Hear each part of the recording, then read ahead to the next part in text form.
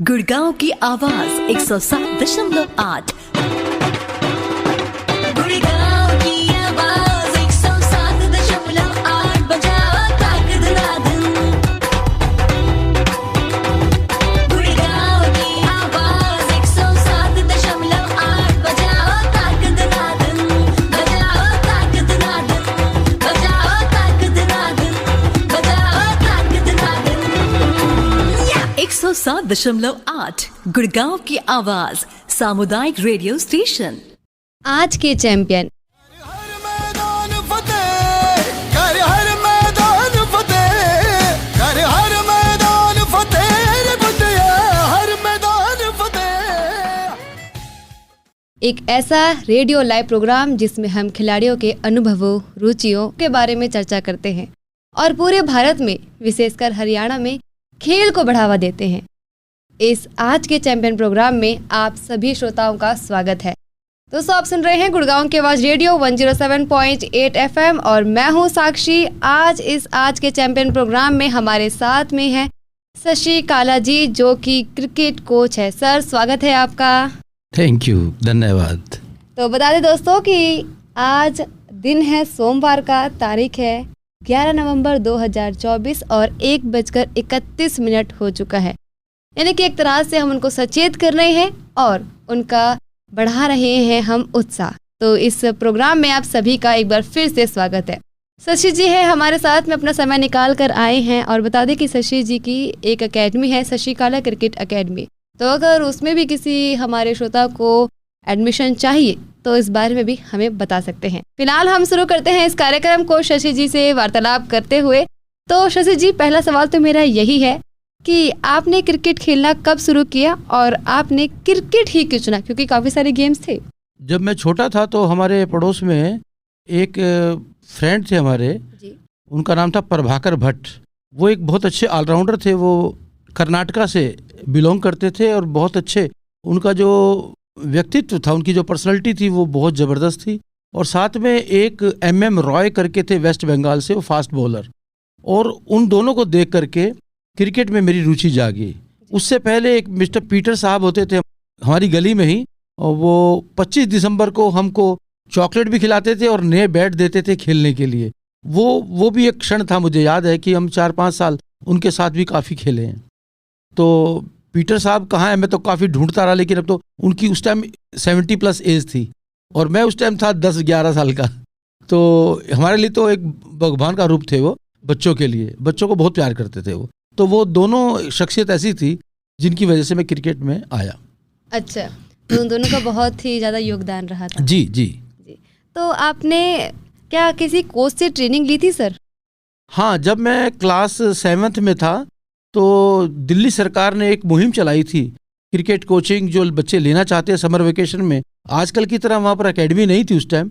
तो Janakpuri D block में mister Mathur एक होते थे, जिनको मैं गुरु मानता हूँ, पहला गुरु क्रिकेट की लाइन में।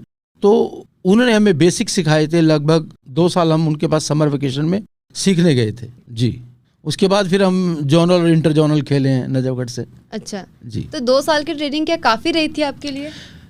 उस समय के हिसाब से तो बहुत ज़्यादा थी। अच्छा। क्योंकि घर में हमें मार पड़ती थी कि क्रिकेट नहीं खेलना, पढ़ाई कीजिए, पढ़ोगे लिखोगे तो बनोगे नवाब। हाँ। खेलोगे कूदोगे तो बनोगे खराब। ये बहुत यही डर ज़्यादा रहता था। ये जी। ऐसा मुहावरा था जो हर शायद स्पोर्ट्स पर्सन को सुनने को मिल जी जाता है। जी जी।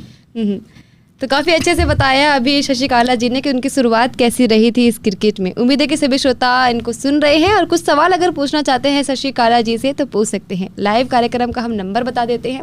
नंबर है 8800475080, यानी 8800475080। दूसरा नंबर है 9873551078। इन दोनों में से किसी भी नंबर में कॉल कर सकते हैं और अभी हमारे साथ में जुड़ सकते हैं। तो शशि काला जी, जब आपने पहली बार किसी प्रतियोगिता में भाग लिया तब आपको कैसा महसूस हुआ था?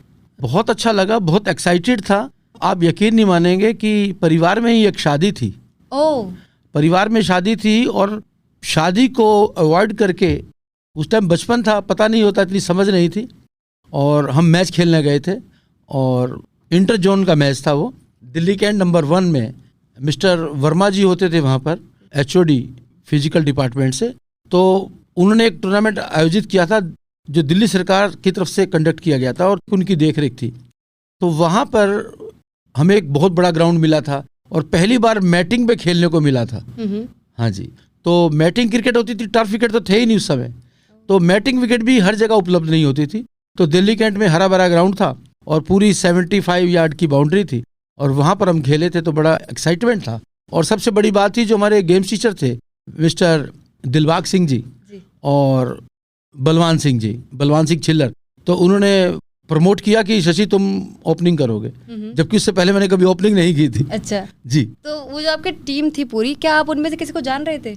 हमारी टीम में हाँ हमारी टीम में तो सब लड़के थे। एक अतुल सिंगल अच्छा लड़का था, अम्बरीश हमारा सीनियर होता था, अम्बरीश सिंगल जो चार्टर्ड अकाउंटेंट है, और मनिक सिंगल, संजय ऋषि, बंटू बख्शी, भागवत पाराशर, ये हमारी टीम में थे। रघविंदर जी, अब तो बेचारे देहांत हो चुका उनका, वो फास्ट बॉलर थे हमारे। तो टीम बहुत अच्छी थी हमारी नजरगढ़ की, प्रैक्टिस रेगुलर चलती थी हमारी जी। लेकिन मैटिंग विकेट नहीं थी उस समय हमारे पास, न टर्फ था। तो क्या उम्र थी तब आपकी जब आपका फर्स्ट ये प्रतियोगिता हुई थी? हम उस समय थर्ड रहे थे, दिल्ली थर्ड हुए थे, लेकिन उसमें भी हम सेटिस्फाई थे कि एक रास्ता तो मिला। अच्छा। जी। तो थर्ड आदमी को कोई इनाम मिला था या फिर भाई आप थर्ड आ गए ये पता चल गया था? नहीं, सर्टिफिकेट मिला था हमें। अच्छा, सर्टिफिकेट मिला था, एक कप मिला था उस समय। पूरी टीम को तो क्या शील्ड मिलती थी। अच्छा। और हमें सभी इंडिविजुअल को एक एक छोटा छोटा कप मिला था। तो जब वो कप लेकर आप अपने घर पहुंचे तो कैसा था सबका रिएक्शन? तो पहले तो मार से स्वागत होता था लेकिन पहली बार ऐसा हुआ था कि घर के लोग भी उत्साहित थे कि हाँ कुछ करके आया आज। हाँ जी। चलो ये तो बहुत अच्छी बात है कि घर से जो फिर वो उत्साह जो होता है ना, वो घर वालों को भी बढ़ने लग जाता है कि हाँ भाई कुछ तो कर रहा है। हाँ जी, है ना। तो आपने इसी के साथ में पढ़ाई को और खेल को कैसे कंटिन्यू रखा साथ साथ में? पढ़ाई में मैं बहुत कमज़ोर था, यकीन मानिए। 10th में मेरी कंपार्टमेंट आ गई थी। तो इसलिए, क्योंकि फादर मदर मेरे बचपन में ही चले गए थे, तो भाई और भाभी ने पाल पोस के बड़ा किया था, उन्होंने ही पढ़ाया था। तो भाई ने पहली बार मुझे एक तमाचा जड़ा था, वो मुझे तमाचा याद है।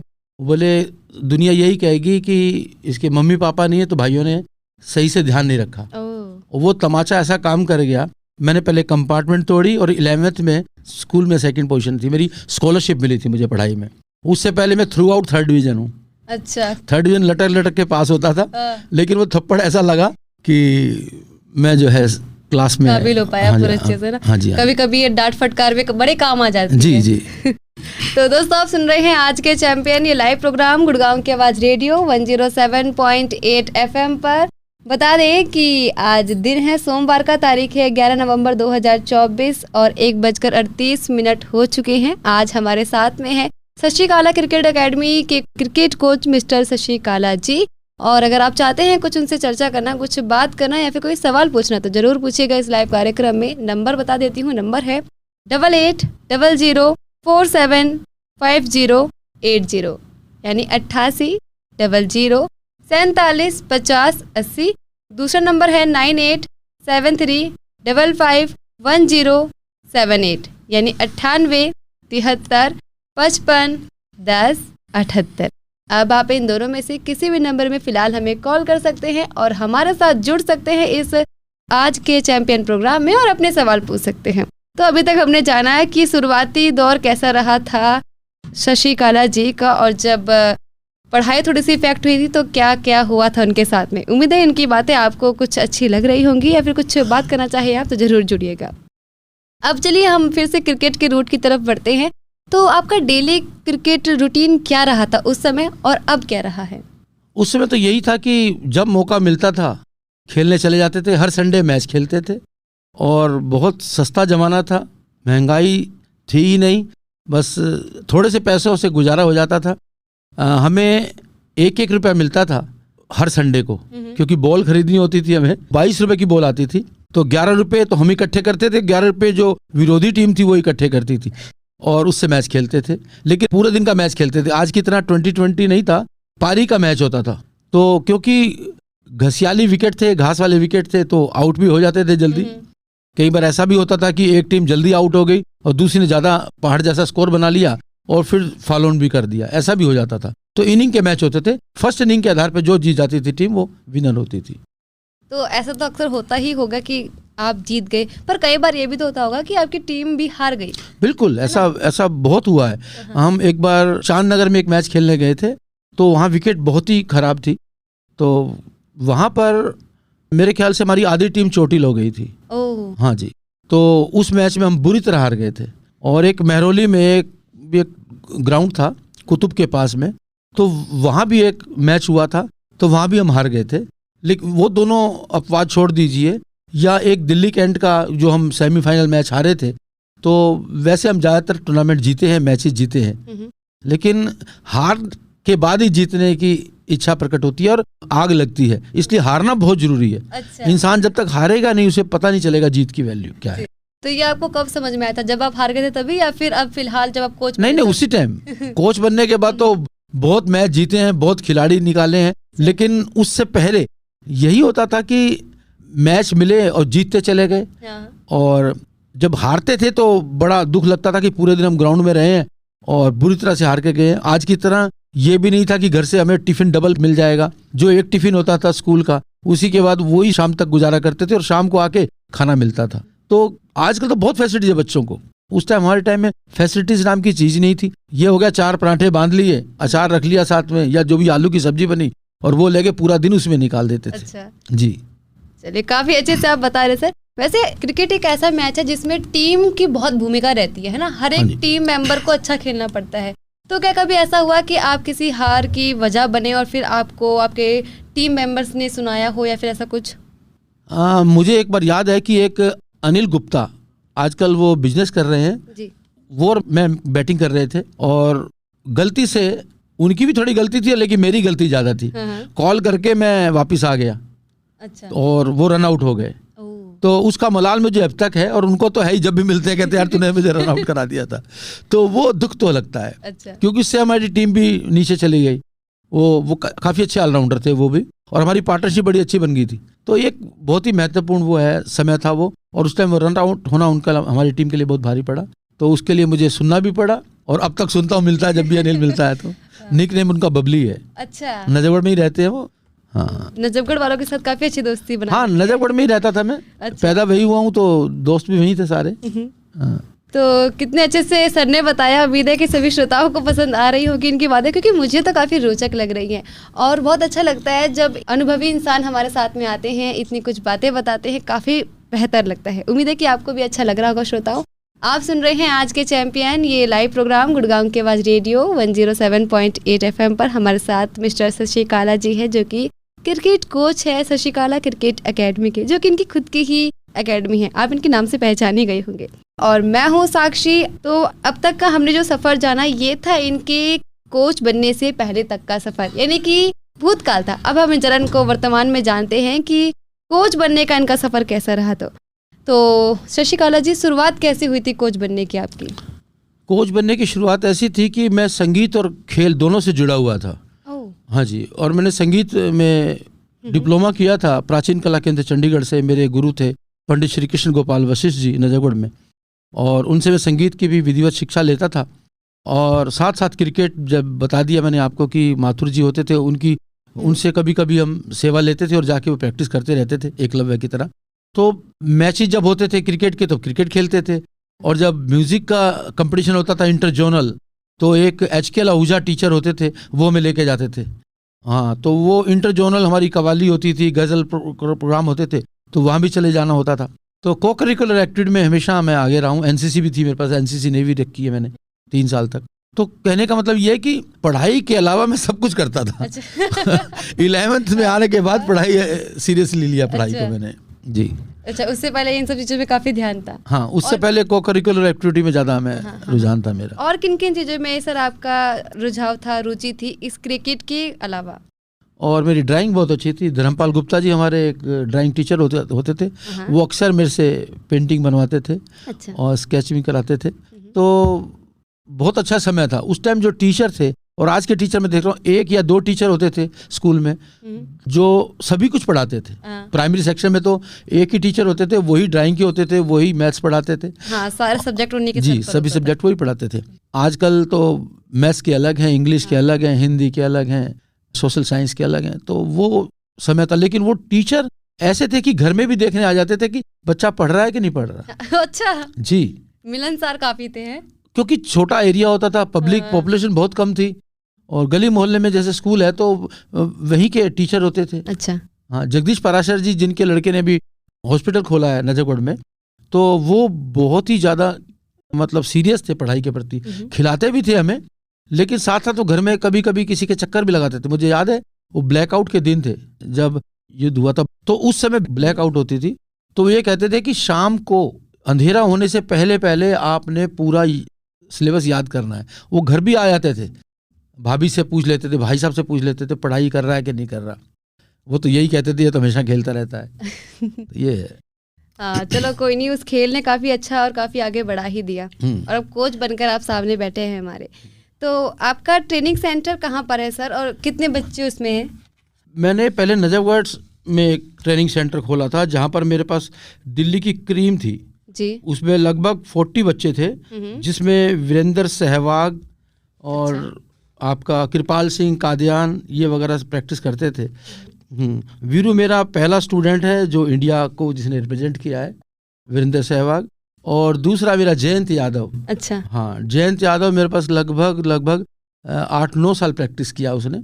और वो आरपी शर्मा जी थे एक यंग फ्रेंड के, वहाँ तो नेट करने जाता था, स्कूल में प्रैक्टिस हमारे पास करने आता था। अच्छा, हाँ जी, तो ये दोनों थे जो इंडिया खेले हैं। उसके अलावा प्रदीप सांगवान, ललित यादव, मेरे स्टूडेंट का स्टूडेंट था ललित यादव। ओह, हाँ जी, हमारे स्टूडेंट थे एक सतपाल, उन्होंने एकेडमी बनाई हुई है GM एकेडमी नजफगढ़ में, उनका स्टूडेंट था ललित यादव और करण डागर, और ये बाद में मेरे पास भी आए हैं। जी जी जी। और वो बोले सर आप इनको देखो जरा, पॉलिश करो। जी, इस बात को जरूर पूरा करेंगे। फिलहाल हमारे एक लिसनर हमारे साथ जुड़ चुके हैं।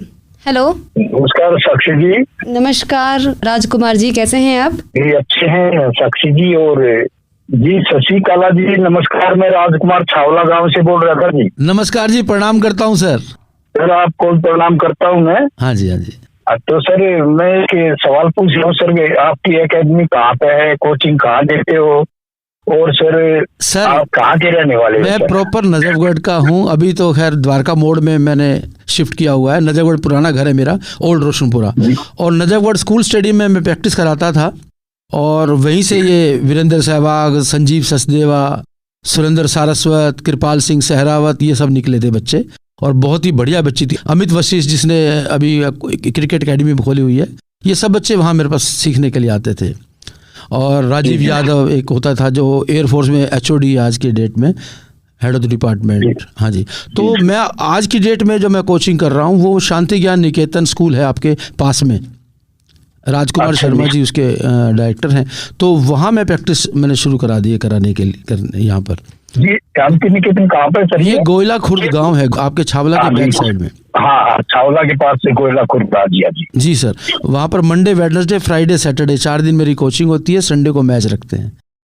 जी जी, बहुत अच्छी बात है सर। और ये बताइए सर, जैसे कि मैं भी बहुत क्रिकेट का फैन हूँ। मैं सर ने 78 कपिल देव ने जब पदार्पण किया था टीम में, तब से मैं मैच देख रहा हूँ जी। अच्छा जी, अच्छा जी, अच्छा। और कपिल देव को और गावस्कर को, इनको मैंने लाइव रोहतक में देखा था रणजी ट्रॉफी मैच में ही। हाँ जी, हाँ जी, हाँ जी। और सर मैं एक बात पूछ रहा हूँ, जैसे अपनी बड़ी टीम है राष्ट्रीय टीम के, तो ये आजकल फ्लॉप हो रहे हैं, तो क्या सजेशन दोगे सर उसके बारे में थोड़ा सा उनको? सर देखो, विराट कोहली, सचिन तेंदुलकर, MS धोनी, वीरेंद्र सहवाग, ये बहुत ही महान प्लेयरों में इनकी गिनती है, शुमार है। और ये एक बैड टाइम आता है सबके साथ। इसका मतलब हम ये नहीं कह सकते कि वो चूक गए हैं।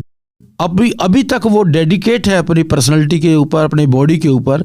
वो एक कभी कभी ऐसा आ जाता है फेस, सभी की जिंदगी में आता है। गावस्कर साहब की जिंदगी में भी आया, 29वां शतक उन्होंने कितना लेट मारा था। सचिन तेंदुलकर के साथ भी आया। तो लेकिन उन्हें ना इस टाइम हमें क्रिटिसाइज नहीं करना चाहिए, बल्कि उनको हमें और थोड़ा सा हौसला देना चाहिए। और बाकी रही बात, एज फैक्टर है, थोड़ा सा एज बढ़ती है तो हमारे रिफ्लेक्सेस स्लो तो जरूर हो जाते हैं, आई साइड भी थोड़ी सी कमज़ोर होने लगती है, और ये पहलू है जिंदगी का, ये जीवन में सबके आता है। तो थोड़ा सा उनको समय देना चाहिए। और विराट कोहली जी को मैं यही कहूँगा कि थोड़ा सा प्राणायाम ज़्यादा करें, और क्योंकि टेक्निकल तो वो बादशाह है, हर चीज़ में वो टेक्निक में बहुत परफेक्ट हैं, उनका जो एटीट्यूड है बहुत ज़बरदस्त है, अटैकिंग अप्रोच है उनकी हमेशा रही है। लेकिन थोड़ा सा वो प्राणायाम वगैरह करके या कुछ मेडिटेशन करके अपने आप को थोड़ा और मैच्योर कर लेंगे तो मेरे ख्याल से आने वाले समय में उनके फिर आप सेंचुरी देखेंगे। जी सर, तो क्या सर आपसे कभी बात होती है उनकी या किसी खिलाड़ी की, आप जो टीम में आजकल? नहीं, आजकल जो है वो मेरा कोई स्टूडेंट नहीं है जो आजकल टीम में है। एक यश धूल होता था जो अंडर 19 इंडिया खेला था, वो जूनियर लेवल पे मेरे पास आता था बाल भवन में। तो वो राजेश नागर है हमारा एक स्टूडेंट, उसके पास भी प्रैक्टिस करता था, मेरे पास भी प्रैक्टिस करता था। और मेन कोच उसके जो थे वो थे जनकपुरी में कोचर साहब ने उसको काफ़ी पॉलिश किया है। लेकिन मेरे साथ उसने काफ़ी टूर किए हैं, बेंगलोर का टूर किया, हिमाचल का टूर किया है, और प्रैक्टिस में भी वो मेरे पास आता था। तो बेसिक वो लड़का बहुत ही ज़बरदस्त था। आज की डेट में वो अच्छा कर रहा है और कल निश्चित तौर पे वो भारतीय सीनियर टीम में भी जगह पा जाएगा। जी सर, और एक सवाल था सर, आप जैसे कोचिंग में आए और आप जब नई उम्र के थे तो आप किस खिलाड़ी से प्रेरित थे जी, और किसको प्रेरणा अपना मानते हो? खिलाड़ी को? मैं सुनील गावस्कर को बहुत लाइक करता था। सुनील गावस्कर और एक रिचर्ड हेडली होते थे न्यूजीलैंड के, ये दो मैंने लाइव देखा जी, मैंने देखा ये मैं इन दोनों को बहुत ही पसंद करता था। रिचर्ड हेडली एक बहुत अच्छे ऑलराउंडर थे, और जो बॉलिंग करते थे तो बॉलिंग बहुत अच्छी करते थे, बैटिंग करते थे तो बैटिंग बहुत अच्छी करते थे। और प्योर बैटिंग में तो सुनील गावस्कर का कोई तोड़ नहीं था। उस समय जब हेलमेट भी नहीं थे, बिना हेलमेट के सुरक्षा गार्ड के वो वेस्ट इंडीज की पेस बैटरी का जो सामना किया, या मोहिंदर अमरनाथ, दूसरे मोहिंदर अमरनाथ कह सकता हूँ, जो जीवट खिलाड़ी थे और मैच को निकाल के बाहर आते थे।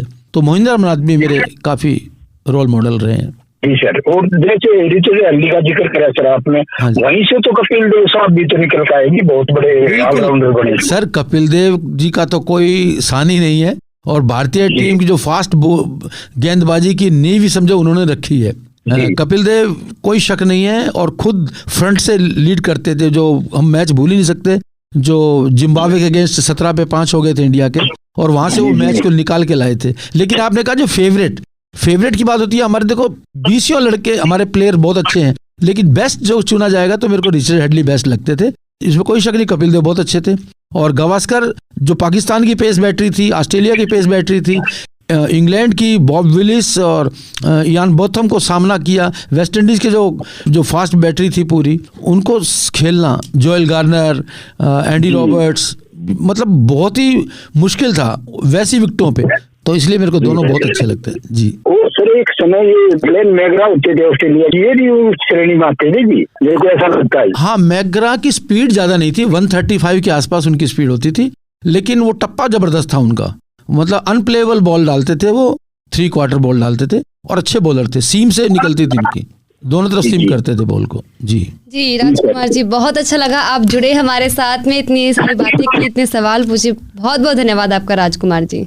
जी काले साहब जी, आपको भी नमस्कार, और साक्षी जी को नमस्कार। नमस्कार सर। तो भाई, राजकुमार जी की तरह अगर हमारे श्रोता हमें सुन रहे हैं और वो भी इस प्रोग्राम में जुड़कर अपने सवाल पूछना चाहते हैं तो पूछिए इस लाइव कार्यक्रम में अपने सवाल। नंबर है 8800475080, दूसरा नंबर है 9873551078।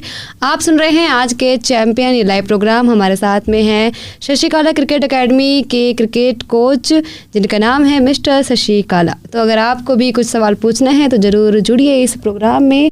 बता दें कि दिन है सोमवार का, तारीख है 11 नवंबर 2024 और केवल 4 मिनट है इस प्रोग्राम को, तो अपने सवाल तुरंत ही पूछिए।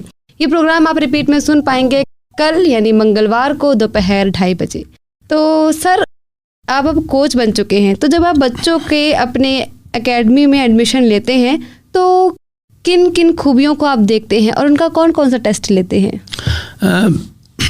जो बच्चे मेरे पास आते हैं उनसे मैं 3 तरह के टेस्ट कराता हूँ। एक तो रनिंग जरूर कराता हूँ। अच्छा। जिस बच्चे की रनिंग अच्छी होती है उसको मैं ज़रूर लेता हूँ। दूसरा, एक मैं मेंटली गेम होता है मेरा, वो मैंने खुद डेवलप किया हुआ है, वो कराता हूँ, दिस दैट नाम है उसका। अच्छा। और उससे पता चलता है कि उसकी कंसंट्रेशन लेवल कितनी है। वो किस तरीके का होता है? वो तरीका जो मैं एक्सरसाइज कर रहा हूँ उसको मैं दिस बोलता हूँ। अच्छा। और मैं जब कहूँगा कि मैं दैट बोलूँगा, वो एक्सरसाइज आपको नहीं करनी, तो उसका बच्चे का कंसंट्रेशन लेवल कितना है। तो वो जो बच्चा लास्ट में जीतता है, तो मैंने उस ड्रिल के लिए, जो ड्रिल में फर्स्ट आता है, तो उससे मैं फीस भी नहीं लेता। मतलब वो आउटस्टैंडिंग होता है वो। तो ऐसे बच्चे हैं। और तीसरी चीज़ मैं कराता हूँ शटल रनिंग।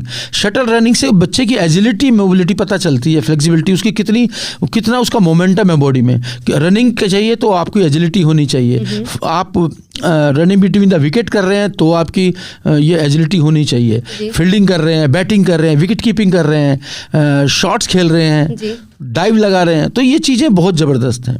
तो ये तीनों की मैं एक्सरसाइज बनाई हुई है, वो मैं करवाता हूँ। जो बच्चा उसमें कामयाब होता है, जो अच्छा होता है, उसको मैं जरूर लेता हूँ। लेकिन कई बच्चे ऐसे भी होते हैं, मैंने देखा है कि वो शुरू में उतने एजाइल नहीं होते, लेकिन प्रैक्टिस करने के बाद वो इतने अच्छे हो जाते हैं कि वो जो एजिलिटी वाला अच्छा बेस्ट प्लेयर है उसको भी पीछे छोड़ देते हैं। जैसे कछुआ आगे निकल जाता है। तो ऐसा नहीं है कि जो स्लो लर्नर हैं वो आगे नहीं निकल सकते। उनका डेडिकेशन कितना है, डिटर्मिनेशन कितना है, डिसिप्लिन कितने हैं, वो बहुत ही महत्वपूर्ण है। प्रैक्टिस ही कुछ बात होती है जी। बहुत अच्छे से आपने बताया सर। और आपके अब तक की जर्नी में, जब आप एक खिलाड़ी थे और अब आप एक कोच बन चुके हैं, तो इस पूरी जर्नी में आपका सबसे कठिन समय कौन सा रहा था? सबसे कठिन समय मेरा जो आया वो 92 में आया मेरे लिए, क्योंकि फादर मदर चले गए दुनिया से, तो मुझे महसूस ही नहीं हुआ, क्योंकि भाई और भाभी थे। लेकिन 92 में भाई का भी साया मेरे ऊपर से उठ गया, तो वो बहुत ही कठिन समय था। 16 फरवरी 1992 का जब भाई ने मेरे गोद में जो है प्राण त्याग दिए, वो कठिन समय था मेरा। तो उससे उभरने के लिए मुझे काफ़ी समय लगा था। लेकिन उसके बाद वो सारे बच्चे सेटल हो गए, उनके सब बच्चों की शादियां हो गई और आज वो अच्छे मुकाम पर हैं, तो उस बात की थोड़ी खुशी है। और दूसरा ये कोरोना टाइम जो आया था लगभग 2 साल का, ये तो पूरे वर्ल्ड में आया था, सारा वर्ल्ड परेशान था इससे। तो इससे हम ग्राउंड से भी दूर हो गए, बच्चों से भी दूर हो गए। तो वो ये दो समय ऐसे हैं जो बहुत ही कष्टकारी रहे हैं। चलो, ये तो काफ़ी अच्छी बात है कि आप अपने उस बुरे वक्त से निकल पाए और आपने इतना अच्छा ये काम किया और अब भी इतने कार्यरत है अपने ग्राउंड फ्लोर पे। तो बहुत बहुत धन्यवाद आपका शशिकाला जी, हमारे साथ जुड़ने के लिए, यहाँ पर आने के लिए।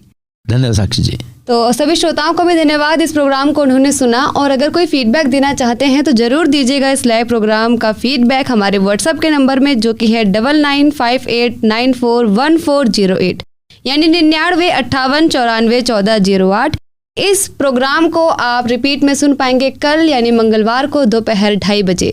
तो ज़रूर सुनिएगा उस प्रोग्राम को भी और अपना फीडबैक हमें ज़रूर दीजिएगा। फिलहाल के लिए मैं यानी साक्षी, मैं चलती हूँ, लेकिन आप कहीं मत जाइए, सुनते रहिए गुड़गांव की आवाज़ 107.8 FM, आपकी आवाज़, आपका रेडियो। नमस्कार। मिट गए फासले, बढ़ चले रास्ते, मंजिलों के शहर, कर बुलंद हौसले, जिंदगी से कुछ जिंदगी